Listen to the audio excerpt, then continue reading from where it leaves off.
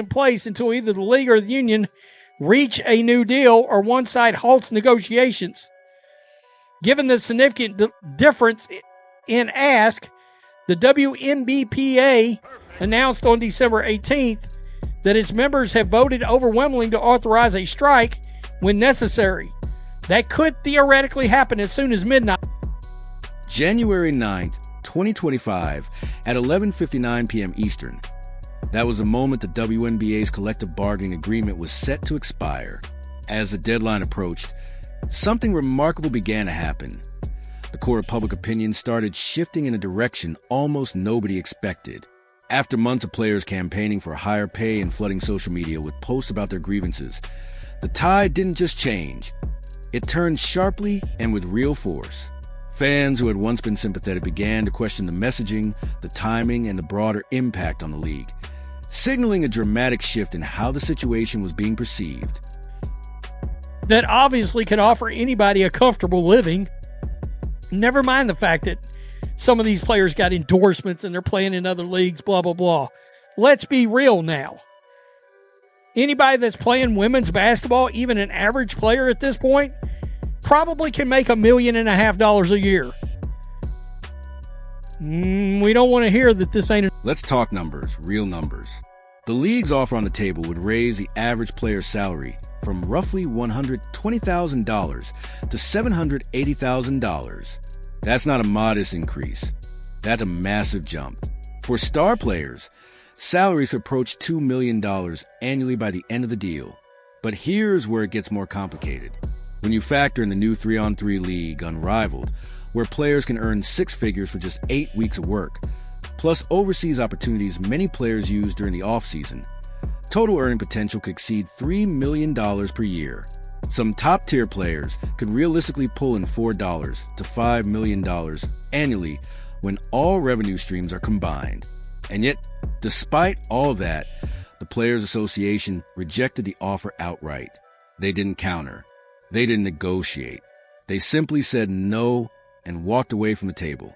Have come and gone. The way they're talking, they're basically saying it's a wrap and a deal won't be done. And the league is bracing for the possibility of eventual player strike. And it's crazy because these players are considering a strike right now. You want to talk about looking horrible publicly? Now here's what the players are demanding instead. They want a revenue-sharing model similar to what NBA players have, where athletes receive roughly 50% of basketball-related income. On the surface, that sounds fair. Same sport, same principle. But there's one massive problem with the comparison. The NBA generates around $10 billion in annual revenue, while the WNBA, by most estimates, has never turned a profit in its 28-year history. Since its launch in 1997, the league has been subsidized by NBA owners. Even with the recent media rights deal worth $240 million annually, a six-fold increase in the previous contract, the WNBA's overall financial picture remains murky and far from comparable to the NBA's economic model. You better. Of course, the court of public opinion is going to be a mother on this.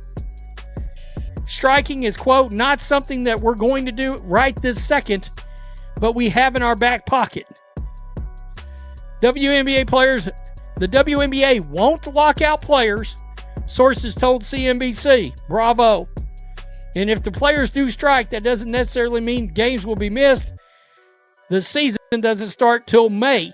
And this is where Adam Silver enters the picture.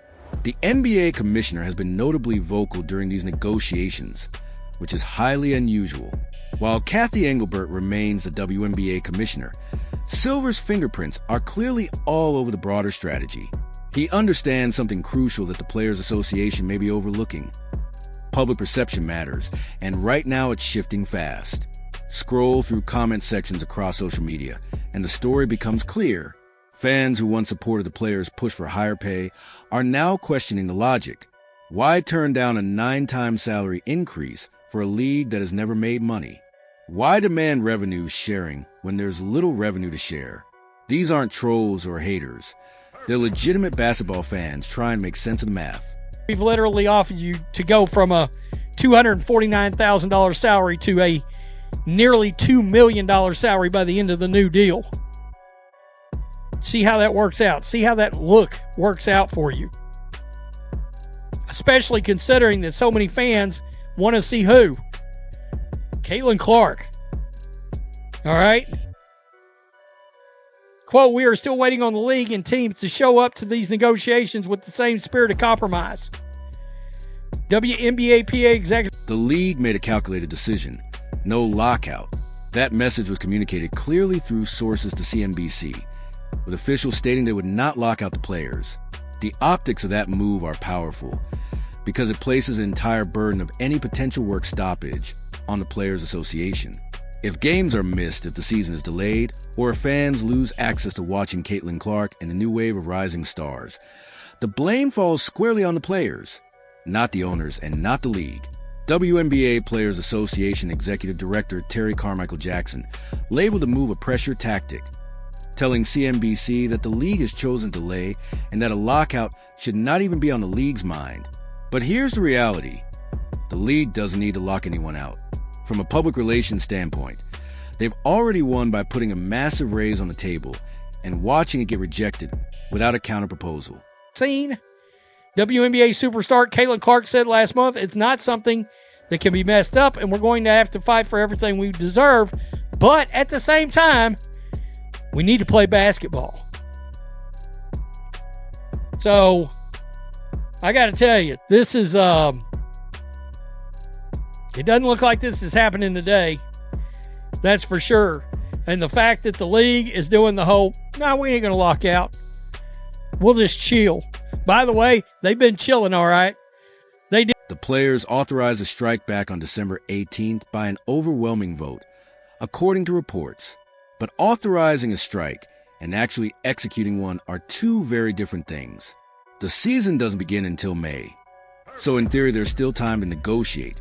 But with every day that passes without a deal, the off-season window gets tighter. Free agency, training camps, and preseason preparation all become compressed into a much shorter timeline. That's where the internal politics start to get messy. You have players who made around $100,000 to $200,000 last season now staring at potential salaries of $400,000, $500,000, or even $600,000 under a new CBA. They're doing the math and asking themselves a hard question. Am I really supposed to strike and give hundreds of thousands of dollars in guaranteed money just to push for revenue sharing instead of immediate raises?